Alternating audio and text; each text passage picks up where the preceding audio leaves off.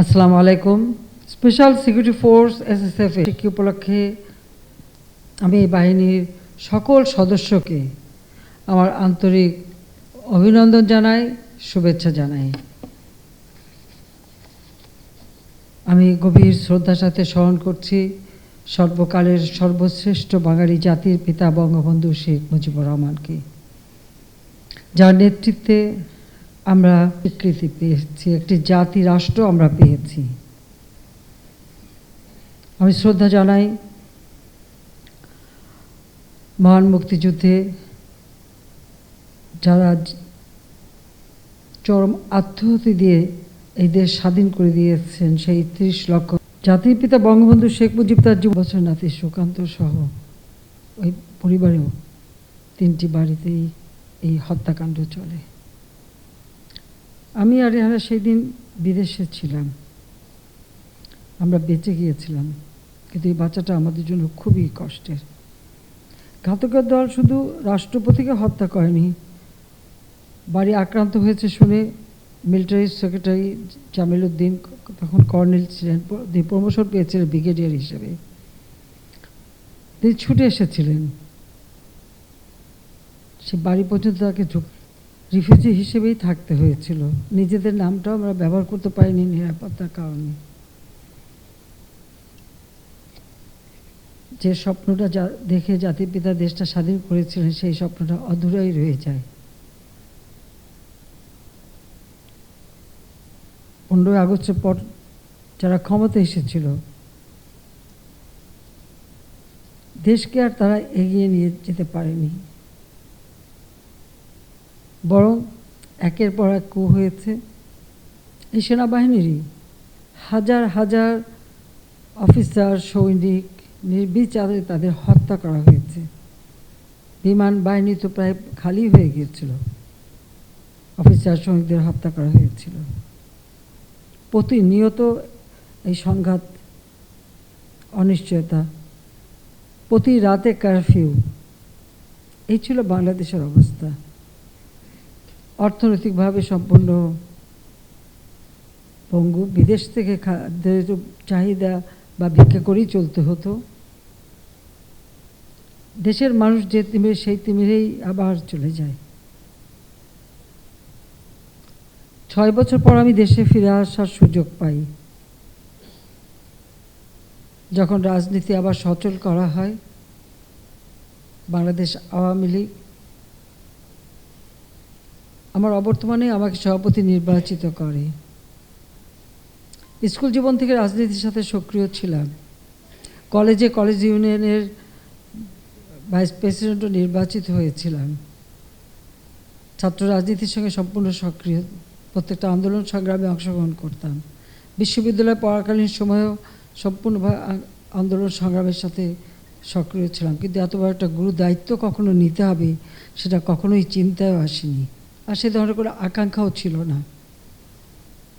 মানুষের অধিকার প্রতিষ্ঠার জন্য বাবা রাজনীতি করেন, মা তার পাশে সবসময় ছিলেন, আমরাও সেইভাবেই কাজ করে গেছি। কিন্তু 81 সালে বাংলাদেশে ফিরে আসার পর সমস্ত দেশ ঘুরে দেশের যে দুরবস্থা দেখেছিলাম, সেটা সত্যি সহ্য করবার মতো ছিল না। প্রতি বছর দুর্ভিক্ষ, মানুষের গায়ে কাপড় নেই, ছিন্ন কাপড়, বিদেশ থেকে পুরনো কাপড় এনে তাদের পরানো হতো, একবেলা খাবার জুটত না, আর রোগের চিকিৎসা বা শিক্ষা তো সুদূর পড়া হতো।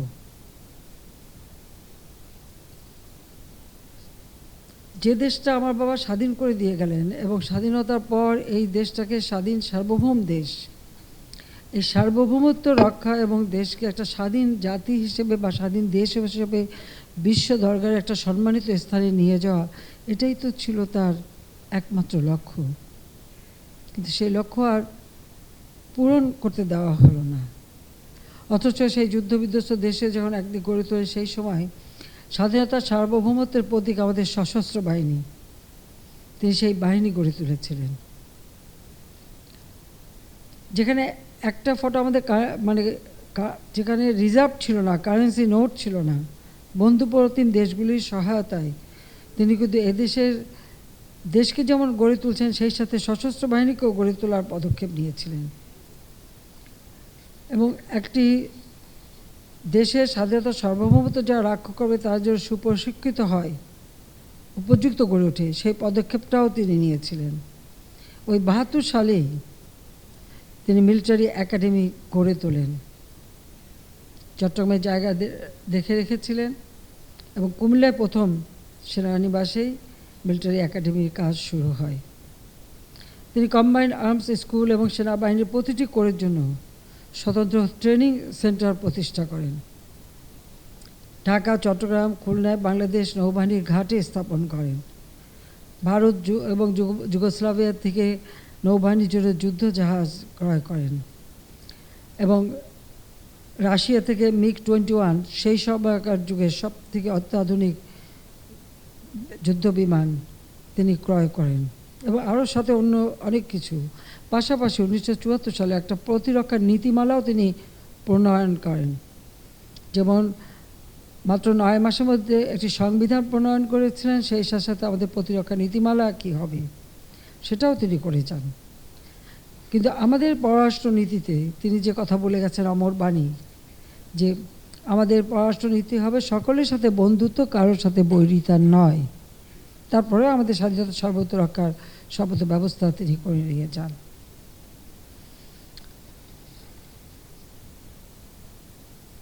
যেটুকু গড়ে দিয়ে গিয়েছিলেন ওইটুকুই, এরপরে কিন্তু আর দেশ এগোতে পারেনি। যা আমি 21 বছর পর 96 সালে জনগণের ভোটে নির্বাচিত হয়ে সরকার গঠন করি। তখন থেকে আমার প্রচেষ্টা ছিল যে দেশটাকে এগিয়ে নিয়ে যাওয়ার। বিরোধী দলে থাকলেও বাংলাদেশে যদি কখনো ক্ষমতায় কীভাবে দেশকে গড়ে তুলব, আর্থসামাজিক উন্নতি কীভাবে হবে এবং দেশের প্রতিটি প্রতিষ্ঠান কীভাবে আমরা উন্নত করব, সেই পরিকল্পনাও কিন্তু আমরা গ্রহণ করেছি এবং সেভাবে আমরা প্রস্তুত ছিলাম। জাতির পিতার হত্যাকারীদের বিচার হবে না, ইন্ডেমনিটি অর্ডিন্যান্স জারি করে তাদের বিচারের হাত থেকে মুক্তি দিয়ে তাদেরকে বিভিন্ন দূতাবাসে চাকরিতে পুরস্কৃত করা হয়েছিল। অনেক দেশ গ্রহণ করেনি, যেমন পোল্যান্ডের কথা জানি, সেখানে একজন খুনিকে যখন নিয়োগ দেওয়া হয় তারা অস্বীকার করে তাকে ফেরত পাঠায়। ঠিক এরকম বহু দেশ। এটা বাংলাদেশের জন্য সত্যি খুব একটা লজ্জাজনক ছিল। তারপর তাদেরকে রাজনীতি করার সুযোগ, ভোট চুরিকে পার্লামেন্টে বসানো, যুদ্ধ অপরাধী যারা, যে যুদ্ধ অপরাধীদের বিচার জাতিপিতা শুরু করেছিলেন, অনেকে কারাগারে ছিল, সাজাপ্রাপ্ত ছিল, পাকিস্তানি পাসপোর্ট নিয়ে পাকিস্তানে চলে গিয়েছিল, তাদেরকেও ফিরে আনা হয় এবং তাদেরকে পুনর্বাসন শুধু না, রাষ্ট্রীয় ক্ষমতায় অধিষ্ঠিত করা হয়। যাদের বিরুদ্ধে যুদ্ধ করে আমরা বিজয় অর্জন করলাম, সে পরাজিত শক্তিকে আবার ক্ষমতায় বসানো হলো, আর যারা বিজয় অর্জন করলো তাদেরকে হত্যা এবং অবহেলা। এটাই হচ্ছে জাতির জন্য সবথেকে দুর্ভাগ্য। যা আমরা সরকারে আসার পর থেকে সেই ইন্ডেমনিটি অর্ডিন্যান্স বাতিল করে সেই খুনিদেরকে আমরা বিচারের ব্যবস্থা করেছি, যুদ্ধ অপরাধের বিচার আমরা করে যাচ্ছি। পাশাপাশি আমাদের আর্থসামাজিক উন্নয়ন এবং আমাদের সশস্ত্র বাহিনীর উন্নয়নে ব্যাপক কর্মসূচি আমরা হাতে নিই। আমি যখন সরকারি নিই তখন দেশের অবস্থা খুব একটা ভালো ছিল না। 40 লক্ষ মেট্রিক টন খাদ্য ঘাটতির দেশ বাংলাদেশ। আমাদের রিজার্ভ মাত্র 200 কি 250 কি 300 মিলিয়ন, বিলিয়নেও না। এই অবস্থায়ও আমরা যাত্রা শুরু করে দেশকে এগিয়ে নিয়ে যাই। আমরা আমাদের সেনা, নৌ, বিমান বাহিনী, সেখানে আমাদের নারীদের অন্তর্ভুক্তির ব্যবস্থা করে দিই। দেশকে আমরা খাদ্যের স্বয়ংসম্পূর্ণ করি এবং আমাদের সশস্ত্র বাহিনীর ট্রেনিংয়ের জন্য NDC, বিপসট থেকে শুরু করে MIST, মেডিকেল কলেজ, বিভিন্ন প্রতিষ্ঠান গড়ে তুলি। কারণ একটি দেশের স্বাধীনতা সার্বভৌমত্ব রক্ষা করতে গেলে কীভাবে আমাদেরকে তৈরি হতে হবে, সেই পদক্ষেপগুলি অত্যন্ত সফলতার সাথে আমরা গড়ে তুলি। এরপর আবার একটা কালো অধ্যায় আমাদের জীবনে আসে, দেশের জীবনের 2009 থেকে 2008 পর্যন্ত। যা 8-এ নির্বাচনে জয়ী হওয়ার পর 9 যখন সরকার গঠন করি, এই 2009 থেকে এ পর্যন্ত ধারাবাহিকভাবে ক্ষমতায় আছি বলেই একটা সুযোগ হয়েছে যে উন্নয়নগুলি দৃশ্যমান করা এবং এগুলিকে একটা স্থায়ী উন্নয়নের ধারাটা অব্যাহত রাখতে পেরেছি। এবং আমাদের সশস্ত্র বাহিনীকে আধুনিক প্রযুক্তি জ্ঞান সম্পন্ন যুগোপযোগী বাহিনীতে রূপান্তর করার জন্য আমরা স্বল্প মধ্য দীর্ঘমেয়াদী পরিকল্পনা হাতে নিই। সেই মোতাবেক আমরা কাজ করি এবং যেহেতু আমরা 2009 থেকে 2021 পর্যন্ত সার্বিকভাবে দেশের আর্থসামাজিক উন্নয়নের জন্য প্রেক্ষিত পরিকল্পনা প্রণয়ন করি, দিন বদলের সনদ আমরা ঘোষণা দিই। পাশাপাশি আমাদের সশস্ত্র বাহিনীর জন্য আমরা ফোর্সেস গোল 2030 প্রণয়ন করি, যে নীতিমালাটা জাতির পিতা 74 সালে করে গিয়েছিলেন তারই আলোকে আমরা এটা পদক্ষেপ নিই। সেভাবে আমরা ফোর্সেস গোল ঘোষণা দিয়েছি। তাছাড়া প্রতিরক্ষা নীতিমালা সকলের জন্য মানে সর্বজনভাবে জানার জন্য 2018-তে আমরা প্রণয়ন করি। ঠিক সেইভাবে আমাদের দেশকে আমরা এগিয়ে নিয়ে যাই। জাতির পিতা 74 সালের 10 ডিসেম্বর চট্টগ্রামে নৌবাহিনী দিবস উপলক্ষে দেওয়া একটি ভাষণে বলেছিলেন, আমি কোট করছি, আমরা শান্তিকামী জাতি, আমরা সবার সঙ্গে বন্ধুত্ব চাই, কিন্তু আত্মরক্ষা করার মতো ক্ষমতাও আমাদের থাকা দরকার, আনকোট। এটাই হচ্ছে মূল কথা। যে কোনোভাবে হোক বহিঃশত্রুর আক্রমণ থেকে দেশকে রক্ষা করা, নিজেদের রক্ষা করা, আমরা কারোর সাথে যুদ্ধ করতে যাব না, কিন্তু আক্রান্ত হলে যেন নিজের দেশের স্বাধীনতা সার্বভৌমত্ব রক্ষা করতে পারি, সেইভাবেই আমাদেরকে প্রস্তুতি নিতে হবে, সেইভাবে আমাদের থাকতে হবে। সেই দিকে লক্ষ্য রেখেই কিন্তু আমাদের সকল পদক্ষেপ আমরা নিয়েছি। তিনি আরও বলেছিলেন, আমি কোট করছি, যে জাতি নিজেকে সম্মান করতে পারে না, আত্মমর্যাদা রক্ষা করতে পারে না, সে জাতি দুনিয়ায় কোনো দিন বড় হতে পারে না। সেজন্য আজকে আমরা আত্মমর্যাদা বিশিষ্ট জাতি হিসেবে আত্মমর্যাদা নিয়ে বাস করতে চাই। আমরা অন্য কারো ব্যাপারে হস্তক্ষেপ করতে চাই না, অন্য কেউ আমাদের ব্যাপারে হস্তক্ষেপ করুক তাও আমরা সহ্য করব না। আমরা এই নীতিতেই বিশ্বাস করি, আনকোট। স্বাধীনতার সার্বভৌমত্ব, নিজেদের স্বকীয়তা, নিজেদের মর্যাদা রক্ষায়, এটাই ছিল জাতির পিতার শুধু ভাষণ, একটা নির্দেশ। আর সেই নির্দেশটা মেনেই আমরা এগিয়ে যাচ্ছি, আমরা কাজ করে যাচ্ছি। কাজে আমরা সরকার আসার পর থেকে বাংলাদেশের প্রত্যেকটা প্রতিষ্ঠানকে সার্বিক উন্নয়নে ব্যাপক কর্মসূচি আমরা বাস্তবায়ন করে যাচ্ছি। এবং সেই সাথে সাথে বর্তমান যুগ, আধুনিক যুগ, প্রযুক্তির যুগ, প্রযুক্তি জ্ঞান সম্পন্ন শক্তিশালী প্রতিটি প্রতিষ্ঠান আমাদের গড়ে তোলা উচিত, প্রতিটি বাহিনী গড়ে তোলা উচিত। আমরা সেই পদক্ষেপটাও নিয়েছি এবং পেশাদারিত্বের দিক থেকে যেন সব থেকে বেশি উৎকর্ষতা অর্জন করতে পারে আমাদের সশস্ত্র বাহিনী, আমরা সেই পদক্ষেপ নিয়েছি। এসএসএফ সবসময় অত্যন্ত গুরুত্বপূর্ণ দায়িত্ব পালন করে থাকে। শুধু দেশের অভ্যন্তরে না, বিদেশি অতিথিরা অনেকেই আমাদের বাংলাদেশে আসেন, তাদেরও নিরাপত্তায় যেভাবে ব্যবস্থা নেন এই অতিথিদের জন্য, সেটা অত্যন্ত গুরুত্বপূর্ণ এবং খুবই স্পর্শকাতর। কিন্তু আমি ধন্যবাদ জানাই যে আমাদের এসএসএফের প্রতিটি সদস্য তাদের কর্মদক্ষতা, সুনিপুণ পেশাদারিত্বের মাধ্যমে এই দায়িত্ব যথাযথভাবে পালন করেন। প্রত্যেকেই যারা আমাদের বাংলাদেশে এসেছেন, যাওয়ার সময় সবাই কিন্তু আমাদের এসএসএফের ভূয়সী প্রশংসা করে যান, যেটা আমাদের জন্য অত্যন্ত গর্বের এবং আমি সত্যি নিজেই খুব গর্ববোধ করি।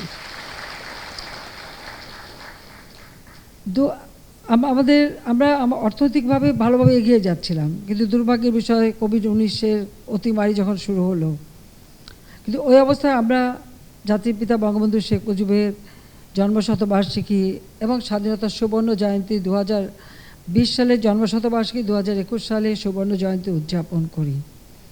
খুব সীমিতভাবে আমরা করেছিলাম, তবে 2021 সালের দুটি কর্মসূচি একসাথে আমরা নিয়ে সারা বিশ্বের, মানে আমি বলবো যে প্রায় সকলেই সেখানে বাণী পাঠান এবং আমাদের পড়োশী দেশের যেমন ভারত, নেপাল, ভুটান সহ শ্রীলঙ্কা আমরা আমন্ত্রণ জানিয়েছিলাম, তারা আসেন এবং আমরা অত্যন্ত সফলভাবে আমাদের জাতির পিতার জন্মশতবার্ষিকী এবং সুবর্ণ জয়ন্তী উদযাপন করেছি। সেই সময় তাদের প্রত্যেকেই একসাথে এতজন, মানে রাষ্ট্রপ্রধান, সরকার প্রধানের আগমন এবং তাদের সার্বিক নিরাপত্তা বিধান বা যথাযথভাবে তাদের সম্মানের সাথে আবার তাদের সরাসরি বিদায় দেওয়া, এটা একটা অত্যন্ত কঠিন একটা দায়িত্ব ছিল ওই কোভিডকালীন সময়। সেই সময় আমি দেখেছি আমাদের এসএসএফ সহ আমাদের আইনশৃঙ্খলা রক্ষাকারী সংস্থা থেকে শুরু করে সকলেই অত্যন্ত দক্ষতার সাথে দায়িত্ব পালন করেছেন। সেজন্য সবাইকে আমি আন্তরিক ধন্যবাদ জানাই, অভিনন্দন জানাই। আমাদের দেশটা হচ্ছে সবথেকে বেশি গুরুত্বপূর্ণ এখন দক্ষিণ এশিয়ায়, এবং সেদিকে লক্ষ্য রেখে আমাদের অনেক বিদেশি অতিথিরাও আসেন। কাজী আমরা আমাদের দেশটাকে আরও উন্নতভাবে এগিয়ে নিয়ে যাওয়া, সেদিকে বিশেষভাবে আমরা দৃষ্টি দিচ্ছি।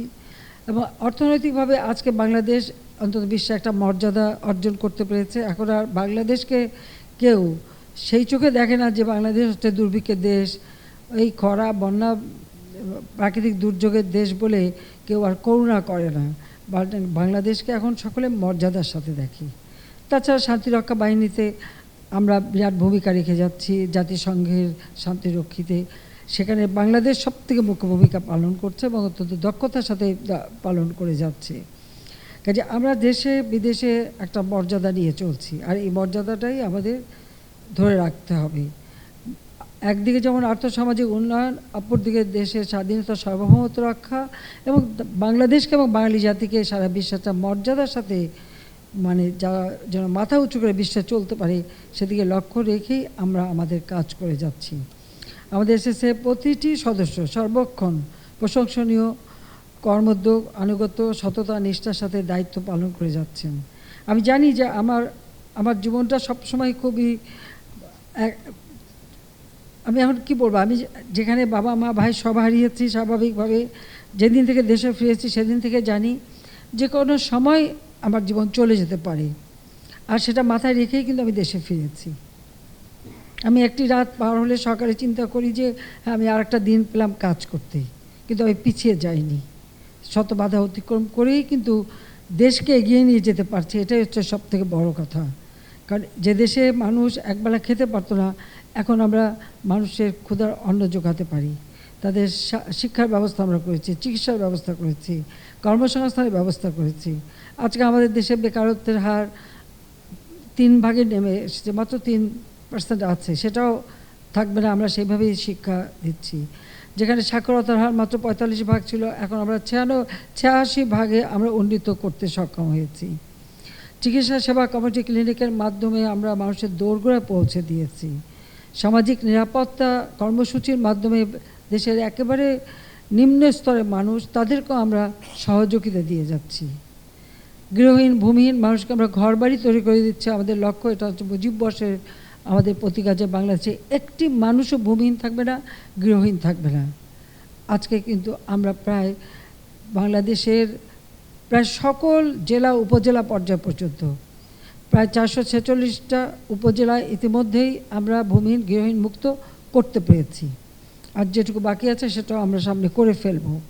তাতে আমাদের যে হতদরিদ্র, যেটা 25.5 ভাগ ছিল, সেটা এখন মাত্র 5.6 নেমে এসেছে। দারিদ্রের হার যা 41 ভাগ ছিল, সেটা এখন 18.7 ভাগে নেমে এসেছে। আমাদের লক্ষ্য ছিল যে এটা আমরা 16-17% মধ্যে নিয়ে নামিয়ে আনবো, যদি কোভিড-19 অতিমারি দেখা না দিত, যদি ইউক্রেন রাশিয়া যুদ্ধ এবং স্যাংশন কাউন্টার স্যাংশন না হতো, সারা বিশ্বব্যাপী মুদ্রাস্ফীতি এবং প্রত্যেকটা জিনিসের দাম বৃদ্ধি, যেমন তেল, গ্যাস, আমাদের সার, গম, চিনি, যা যা আমাদের বিদেশ, ভোজ্য তেল যা বিদেশ থেকে আনতে হয়, প্রতিটি জিনিসের দাম বেড়ে গেছে। সঙ্গে সঙ্গে পরিবহন পরিচালন ব্যয় বেড়ে গেছে, যে জন্য আমরা ওই 18 থেকে খুব বেশি নিচে নামাতে আমরা পারিনি। কিন্তু ভবিষ্যতে আমাদের এটা লক্ষ্য আছে যে আমরা আরও দারিদ্র্যের হার কমিয়ে আনবো, আর অতি দারিদ্রতা একেবারে শূন্য কোঠায় থাকবে। প্রত্যেক মানুষের অন্তত 2 কাঠা জমি, একটা ঘর, এবং তার ওই ঘরটাই হবে তার কর্মসংস্থানের ব্যবস্থা, এবং যেটা কিন্তু হচ্ছে, সেটুকু আমরা করতে পেরেছি। এবং এই সামাজিক নিরাপত্তায় আমরা দেশের সর্বস্তরের মানুষের সহযোগিতা করেছি, এবং আমি সরকারে আসার পরে বেতন ভাতা সব কিছু বাড়িয়ে দিয়েছি। 2015 সাল থেকেই সব ধরনের সুযোগ সুবিধা যতদূর বাড়ানো যায় আমরা বাড়িয়েছি, এবং দেশে আমাদের অবকাঠামোগত উন্নয়ন এবং প্রতি ঘরে ঘরে বিদ্যুৎ, যা যা আমরা ওয়াদা দিচ্ছিলাম সেটা আমরা করতে পেরেছি। কাজে যতক্ষণ আমি মনে করি যে যতক্ষণ আমার নিঃশ্বাস আছে, আমার এটাই চেষ্টা যে বাংলাদেশের মানুষকে যেন অন্তত জীবনটাকে আরও উন্নত সমৃদ্ধ করে যেতে পারি। তো তো আমার দায়িত্ব পালন করতে যারা যাচ্ছেন তাদের নিজের জীবনটাও কিন্তু ঝুঁকিতে পড়ছে। এভাবে বহুবারই আমার উপর আক্রমণ হয়েছে, আমার দলের অনেক নেতাকর্মীকে জীবন দিতে হয়েছে। এবং সর্বশেষ 2004 সালের 21 আগস্ট গ্রেনেড হামলা, প্রকাশ্য দিবালোকে রণক্ষেত্রে ব্যবহার করা গ্রেনেড, একটার পর একটা 13টা গ্রেনেড মারা হয়েছিল। যাকে আমাকে আমার নেতাকর্মীরা যারা হিউম্যান শিল্ড তৈরি করে রক্ষা করেছে, তাদের শরীরে যখন সেই স্প্লিন্টারগুলি পড়ে আর সেই রক্ত ঝরে ঝরে আমার উপর পড়েছে, আমি সেই দৃশ্য আমি দেখেছি। আর এর আগে তো বোমা গুলি নানাভাবে আক্রান্ত। তারপরেও আল্লাহ আমাকে বাঁচিয়ে দিয়েছে, কিন্তু আমরা 22 জন নেতাকর্মী হারিয়েছিলাম। আইভি রহমান, যিনি আমাদের প্রয়াত রাষ্ট্রপতি জিল্লুর রহমান সাহেবের স্ত্রী, তিনি সহ। কাজে আমি জানি না, আমার মনে হয় হয়তো আল্লাহ আমাকে একটা কাজ দিয়েছেন, ততক্ষণ আমি বেঁচে থাকবো, কিন্তু আমার সাথে যারা কাজ করে বা আমার যারা নিরাপত্তায়, তাদের জন্য আমি চিন্তিত থাকি। কারণ আমি দেখেছি আমাদের নেতাকর্মী বারবার তারা জীবন দিয়েছে। ঠিক আমার উপর যখন আক্রমণ হয়েছে, প্রতিটি ক্ষেত্রে আমাদের কিছু না কিছু নেতাকর্মীকে জীবন দিতে হয়েছে। কিন্তু সেই ক্ষেত্রে আমি সবসময় আমাদের এসএসএফ যেহেতু সবসময় আমার অতি নিকটে থাকে, আমি সবসময় চিন্তায় থাকি। তাই প্রতিবারই যখনই নামাজ পড়ি, আমার ছেলে মেয়েদের সাথে ছেলে মেয়েদের জন্য যেমন দোয়া করি, আমি দেশের মানুষের জন্য, আমার দলের জন্য দোয়া করি, কিন্তু আমি সাথে সাথে যারা আমার পাশে থেকে কর্তব্য পালন করে, আমি এসএসএফ সহ সকলের জন্য দোয়া করি যেন সবাইকে আল্লাহ সুরক্ষিত রাখে, কারণ এটা কঠিন দায়িত্ব। আর একটি বিষয় আমি নিশ্চয় বলবো, আমরা রাজনীতি করি, আমার কিন্তু আর কোনো শক্তি নেই, শক্তি একমাত্র জনগণ। এই জনগণের শক্তিটা নিয়েই আমরা চলি। কাজে এই জনবিচ্ছিন্ন যাতে না হয়ে যায়, আমি জানি এটা কঠিন দায়িত্ব, তারপরেও এই দায়িত্ব এদিকটাও নজর রাখতে হবে যে এই মানুষগুলির জন্যই তো রাজনীতি করি, এই মানুষদের নিয়েই তো পথ চলা, আর যাদেরকে নিয়েই দেশের মানুষের কাজ করি, তাদের থেকে যেন কোনো মধ্যে বিচ্ছিন্ন হয়ে না যায়। মানুষের থেকে বিচ্ছিন্ন হলে কিন্তু আমাকে আর গুলি বোমা লাগবে না, এমনি শেষ হয়ে যাব। কাজে এরাই আমার প্রাণ শক্তি, এটুকু মনে রাখতে হবে। কাজে সেটা অবশ্য আমি সবসময় বলি, এবং আমাদের সকল এসএসএফ সদস্যদের সবসময় আমি বলি। মাঝে মাঝে একটু রাগ হয়ে যায় যখন আমাদের লোকজনকে বেশি করা হয়, তো আমি বলবো যে এই বিষয়গুলো একটু সংবেদনশীলতার সাথে দেখা দরকার। যে এরা আমি যখন সরকারি ছিলাম না, এই আমার দেশ পার্টির লোক বা আমার দেশের মানুষ, সাধারণ মানুষ, এরাই তো আমার পাশে ছিল। তো সেই কথাটা মনে রাখতে হবে। একজন রিক্সাওয়ালা, সে জানে যে আমরা দুই বোন, আমাদের কিন্তু ঢাকায় নিজস্ব কোনো বাড়িও নাই, কিছুই আমরা করিনি। 32 নম্বর বাড়িটা আমরা জনগণকে দান করে দিই। সেই সময় সে একটা জমি কেনে আমার নাম করে। তো ওই জমিটার দলিলটা আমার কাছে যখন দিতে আমি তাকে টাকা পয়সা দিয়ে তাকে বিদায় দিই, যে এটা আমি কেন নেব, আপনি রাখেন আপনার জন্য। কিন্তু তার মৃত্যুর পরে তার স্ত্রী সেই দলিলটা আমার হাতে দিতে চায়, কিন্তু তার ছেলে সেটা দিতে দেবে না। এই নিয়ে মা ছেলের ঝগড়া।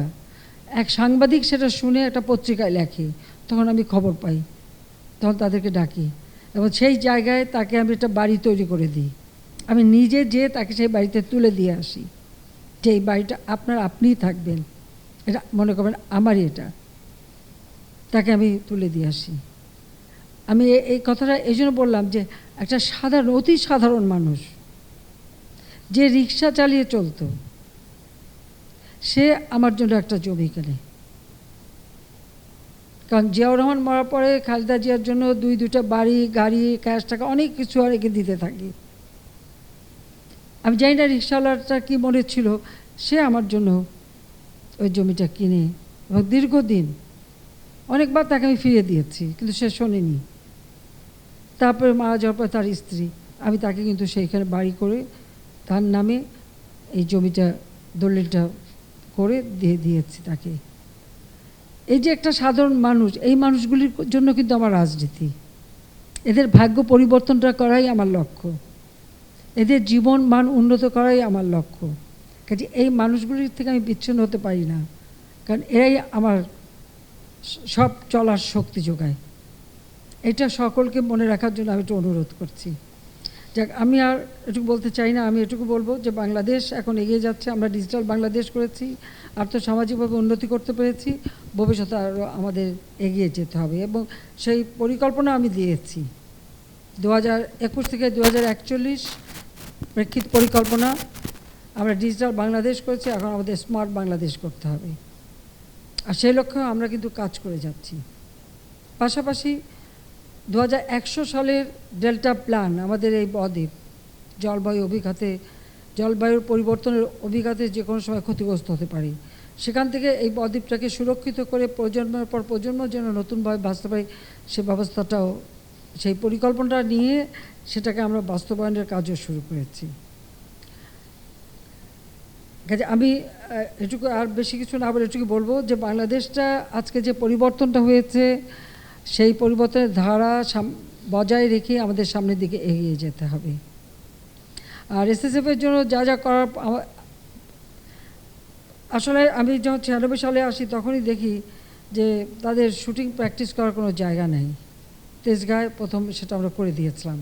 এখন অবশ্য আরও আধুনিকভাবে উন্নত মানের একটা তৈরি করে দিচ্ছি।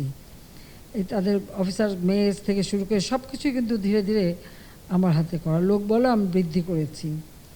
এবং শুধু এসএসএফ সকলের জন্য আমরা কাজ করেছি, সকলকে অনেক দূর এগিয়ে নিয়ে গেছি। তারপরেও অন্তত যারা জীবনের ঝুঁকি নিয়ে প্রতিনিয়ত কাজ করে, সেদিকে লক্ষ্য রেখেই তাদের জন্য সেই ধরনের গাড়ি থেকে শুরু করে আধুনিক সরঞ্জামাদি যা যা দরকার সবই কিন্তু আমরা ব্যবস্থা করে দিয়েছি। এমনকি আমাদের শান্তিরক্ষা বাহিনীতে যারা কাজ করে, যে সমস্ত জায়গাগুলি খুবই ঝুঁকিপূর্ণ, তাদের জন্য আমরা সেইভাবে তাদের সুরক্ষিত থাকতে পারি ব্যবস্থা করে, গাড়ির যা যা দরকার যানবাহন সবই আমি কিনে দিয়েছি। এবং আমাদের যে নতুন ফায়ারিং রেঞ্জ যেটা হবে সেটা আরও আধুনিক হবে, আরও দক্ষতার সাথে সবাই মানে প্র্যাকটিস করতে পারবে, সেই ব্যবস্থাটা আমরা করেছি। যে আমি আর বেশি কিছু না বলে এটুকু বলবো যে দেশটা এগিয়ে যাচ্ছে, এগিয়ে যাবে। আমরা ইতিমধ্যেই অনেকগুলি প্রজেক্ট করেছি, যার ফলে মানুষের জীবন যাত্রা অনেক সহজ হয়ে গেছে। সারা বাংলাদেশের সাথে একটা আমাদের ভালো যোগাযোগ ব্যবস্থা গড়ে উঠেছে। বাংলাদেশের অর্থনীতি এগিয়ে যাচ্ছে, কাজে সেদিকে লক্ষ্য রেখেই আমাদের চলতে হবে। আমি এসএসএফের সবাইকে বলবো যে অতি গুরুত্বপূর্ণ ব্যক্তিবর্গের নিরাপত্তা প্রদানে সবসময় পেশাগত দক্ষতা অর্জনের পাশাপাশি প্রত্যেকেই দৃঢ়তা, উন্নত শৃঙ্খলা, সততা, দায়িত্বশীলতা এবং মানবিক গুণাবলী নিয়েই নিজেদেরকে তৈরি করে অর্পিত দায়িত্ব পালন করতে হবে, যেটা তো করে যাচ্ছ। তারপর আমি তোমাদেরকে বলবো যে সবসময় এই কথাটা মাথায় রাখবে, কারণ নিজের ভিতরে যদি দৃঢ়তা না থাকে, সততা না থাকে এবং নিরলসভাবে দায়িত্ব পালনের সেই কর্তব্য নিষ্ঠা না থাকে, তাহলে সফলতা অর্জন করা যায় না। আর এসএসএফ এমন একটি সংগঠন, সেখানে আমাদের সব বাহিনীরই কিন্তু প্রতিনিধি আছে, মানে পুলিশ বাহিনী থেকে শুরু করে, আনসার বাহিনী থেকে শুরু করে নৌ বিমান এবং সেনা, সব বাহিনীর কিন্তু সমন্বিত একই সাথে কাজ করার এটাও একটা অভিজ্ঞতা। এবং যে অভিজ্ঞতাটা আমি মনে করি আগামী দিনে আমার দেশ পরিচালনার ক্ষেত্রে এবং বিশেষ করে সন্ত্রাস, জঙ্গিবাদ এগুলির বিরুদ্ধে আমাদের যে অভিযান বা সাফল্য, সেটাও আমাদের ধরে রাখার ক্ষেত্রে অত্যন্ত গুরুত্বপূর্ণ। কাজে এখানে একটা নতুন একটা অভিজ্ঞতা যারা আছে কাজ করতে, তাদের ভিতরে কিন্তু সঞ্চারিত হয়। এবং আমি দেখেছি অত্যন্ত দায়িত্বশীলতার সাথে প্রত্যেকেই স্ব দায়িত্ব পালন করে যাচ্ছ। সেজন্য তোমাদের জন্য আমার দোয়া আশীর্বাদ থাকলো, এবং তোমাদের জীবন সফল হোক, তোমাদের পরিবার নিয়ে তোমরা ভালো থাকো, সুস্থ থাকো, আমি সেই দোয়া করি সব সময়। আমি আর হাতে সময় না নিয়ে এটুকু বলবো যে শৃঙ্খলা, আনুগত, পেশাগত মান বিচারে এই বাহিনী হয়ে উঠুক একটি আদর্শ নিরাপত্তা বাহিনী। 38তম প্রতিষ্ঠা বার্ষিকীর দরবার অনুষ্ঠানে আমি এই প্রত্যাশাই করি। সবাইকে আমি আন্তরিক ধন্যবাদ জানাই, এবং প্রত্যেকেই, বিশেষ করে আমাদের এসএসএফের সদস্য সহ উপস্থিত সকলে সবাই সুস্থ থাকেন, ভালো থাকেন, সেই দোয়া করি। সবাইকে ধন্যবাদ। জয় বাংলা, জয় বঙ্গবন্ধু, বাংলাদেশ চিরজীবী হোক।